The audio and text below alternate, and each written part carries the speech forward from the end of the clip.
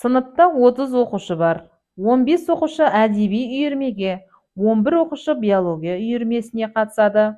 Олардың 4-еуі 2 үйірмеге де бірдей қатысады. 5 оқушы әдеби және математика үйірмесіне де, ал 3-еуі биология және математика үйірмесіне қатысады. Тек бір ғана оқушы барлық үйірмеге бірдей қатысады. Қалған оқушылардың барлығы тек математика үйірмесіне қатысады. Математика үйірмесіне барлығы қанша оқушы қатысады?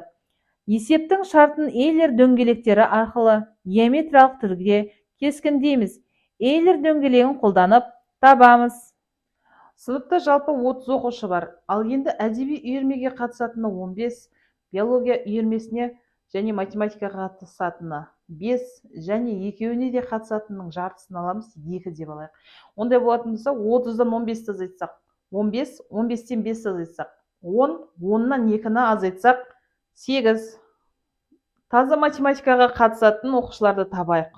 8, 8, 1, 2, 4. Ал 8-ге 1-ді қоссақ 9, 9-ға 2-ні қоссақ 11, 11-ге 4-ті қоссақ 15. Таза математикаға қатысатын оқушы 15 екен. Ауылда 1720 үй бар. 80% үйде ит бар, ал 60% үйде мысық бар. Ең аз дегенде қанша үйде ит те мысық та бар? Яғни бұл есептің шартын Эйлер дөңгелектері арқылы геометриялық түрде кескіндейміз.